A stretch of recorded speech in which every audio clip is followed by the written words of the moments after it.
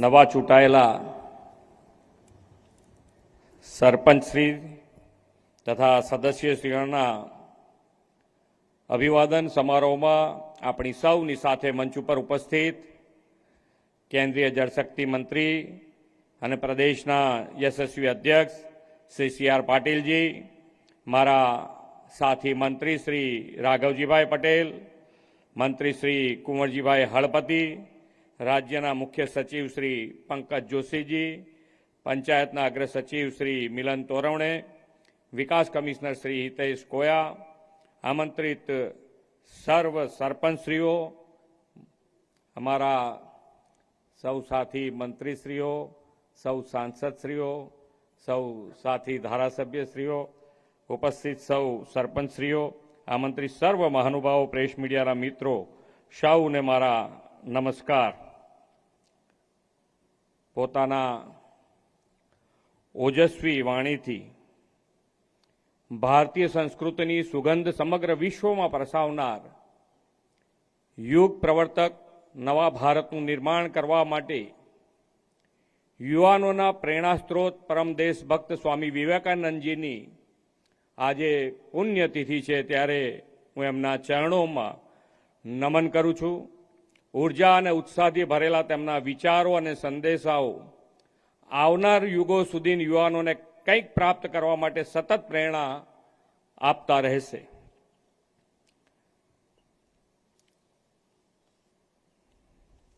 આપણે આજે બધા નવા સરપંચો, ગ્રામ પંચાયતના નવા ચૂંટાયેલા સરપંચશ્રીઓ અને સદસ્યશ્રીઓને ખૂબ ખૂબ અભિનંદન પાઠવું છું. આ બધી તો તમારા માટે તાળીઓ છે, એટલે તમારા માટે તો સરખી તાળી પાડો.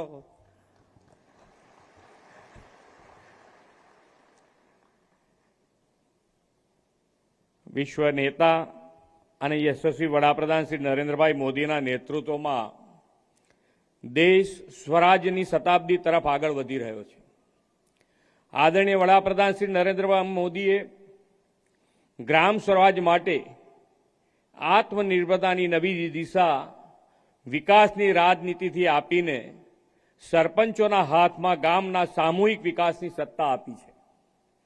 ગ્રામ પંચાયતોની હમણાં થયેલી ચૂંટણીમાં વિજય મેળવીને સરપંચો અને ગ્રામ પંચાયતના સભ્યોએ લોકોનો વિશ્વાસ અને ભરોસો મેળવ્યો છે. તમે સૌ ગ્રામ વિકાસના પિલ્લર છો અને ગામના દરેક નિર્માણમાં, વિકાસના કામમાં તમારી ભૂમિકા મહત્વની રહેવાની છે.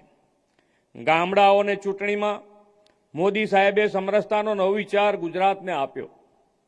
ગામમાં પંચાયતના સભ્યથી લઈ સરપંચ તરીકે ગ્રામજનોની સર્વાનુમતે પસંદગી થયેલા લોકો જ વહીવટ સંભાળે તેવી સમરસ ગ્રામ પંચાયતો તેમના આ વિચારથી બની છે. આજે આપણા માટે પણ ગૌરવની વાત છે કે આ વખતની ગ્રામ પંચાયતની ચૂંટણીમાં રેકોર્ડ બ્રેક 761 ગ્રામ પંચાયતો સમરસ થઈ છે. અને આ 761માં આપણા માટે વધારે ગૌરવ એ છે કે 56 જે ગામો છે એમાં 56 તો મહિલા સમરસ ગ્રામ પંચાયતો છે. આવી સમરસ પંચાયતોની દર વખતે વધતી સંખ્યા સામાજિક સમરસતા સાથેના સર્વાંગી વિકાસના મોદી સાહેબના વિચારને બળ આપે છે. ગામોમાં સમરસતાના આવા ઉત્સાહને વધુ પ્રોત્સાહન આપવા માટે સમરસ ગ્રામ યોજના પ્રોત્સાહક ગ્રાન્ટ વિકાસના કામો માટે વડાપ્રધાનશ્રીની પ્રેરણાથી આપણે આપીએ છીએ. આ વખતની ચૂંટણીમાં જે ગ્રામ પંચાયતો સમરસ થઈ છે તેમને કુલ 35 કરોડથી વધુની ગ્રાન્ટ આજે જ આપવાનો આપણો નિર્ણય છે. હવે તો મોદી સાહેબે ડિજિટલ ટ્રાન્ઝેક્શન એટલે કે ડીબીટીની પારદર્શી ઝડપી પદ્ધતિ શરૂ કરાવી છે. એટલે કે તમે અહીંયાથી તમારા ગામ પહોંચશો એ પહેલા તમારા પંચાયતના ખાતામાં આ પૈસા પહોંચી ગયા હશે.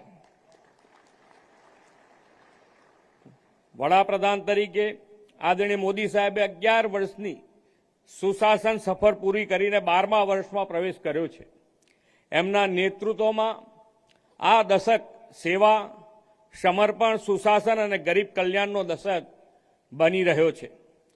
મોદી સાહેબે દેશનું શાસન દાયિત્વ સંભાળ્યું ત્યારે જ કહ્યું હતું કે તેમની સરકાર વંચિત, ગરીબ અને ગામડાઓના વિકાસને વરેલી સરકાર હશે. કેન્દ્ર સરકારની ગરીબ હિતકારી યોજનાઓથી ગરીબ સશક્ત થયો છે અને 27 કરોડ લોકો ગરીબી રેખાથી બહાર આવ્યા છે.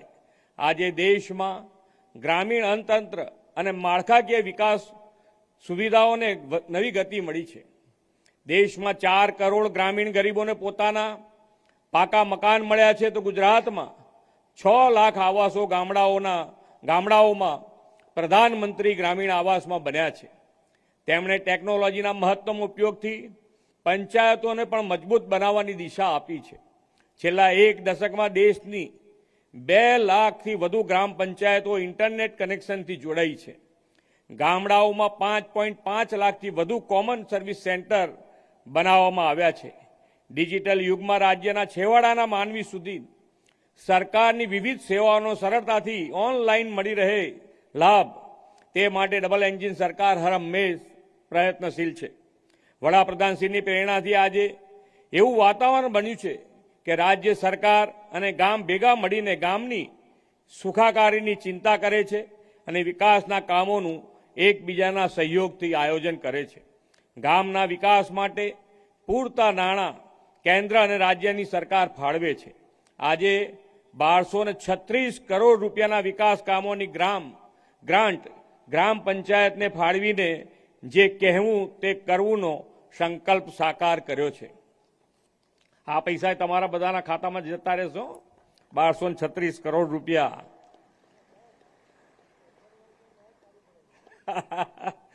પૈસાની વાત મને કીધી એટલે કહી દઉં કે પૈસા પાછળ પડવા જેવું નથી, નહીતર પછી તમને ખબર છે ને અત્યારે તો ઝીરો ટોલરન્સ, ભ્રષ્ટાચારની સામે ઝીરો ટોલરન્સથી કામ કરી રહ્યા છે. કોઈને છોડ્યા નથી. હાથમાં આવ્યા પછી કોઈને છોડ્યા નથી ને છોડવાનાય નથી. એટલે આપણે તો બધા નવા છીએ એટલે કોઈ આપણને દોરવી ના જાય ખોટી રીતે, એ તમારે બધાએ ધ્યાન રાખવાનું. તમારે જે કામ હોય, અમે અહીંયા બેઠા છીએ, તમે ગમે ત્યારે મળી શકો છો અમને. સરપંચ તરીકેની જવાબદારી માત્ર પદની નથી, જનસેવાના પવિત્ર કાર્યનું સન્માન છે. હવે ગ્રામ વિકાસ, સ્વચ્છતા, શિક્ષણ, આરોગ્ય અને સશક્તિકરણ જેવા વિષયો પર ગ્રામીણ નેતૃત્વનું મૂલ્ય પણ ઘણું વધ્યું છે. ભારત સરકારના પંચાયતી રાજ મંત્રાલયે આ વખતે પંચાયત એડવાન્સમેન્ટ ઇન્ડેક્સ પોર્ટલ વિકસાવ્યું છે. 9 અલગ અલગ થીમ પર 2.5 લાખથી વધુ ગ્રામ પંચાયતોની સમગ્રતા વિકાસ કામગીરી અને પ્રગતિનું મૂલ્યાંકન કરવામાં આવે છે. તેના પરફોર્મન્સના આધારે ઉત્કૃષ્ટ કામગીરી કરનાર ગ્રામ પંચાયતોનું નેશનલ પંચાયત એવોર્ડ દ્વારા સન્માન કરવામાં આવે છે. આપણી 350 જેટલી પંચાયતો શ્રેષ્ઠ પ્રદર્શન સાથે આ ઇન્ડેક્સમાં અગ્રેસર છે. આજે આવી કેટલીક પંચાયતોને આપણે વિશેષ સિદ્ધિના પ્રમાણપત્ર પણ એનાયત કરવાના છીએ. તમે સૌ પણ નવા ચૂંટાયેલા સરપંચ તરીકે તમારા ગામને આ પંચાયત એડવાન્સમેન્ટ ઇન્ડેક્સના વિષયોમાં ઉત્તમ કામગીરી પરફોર્મન્સથી તમારી પંચાયતને દેશમાં A+ ગ્રેડ અપાવશો તેવી મને શ્રદ્ધા છે. આજે તમે બધા અહીંયા આવ્યા છો ત્યારે આ વખતે બધી જ રીતના રેકોર્ડ બ્રેક થયા છે.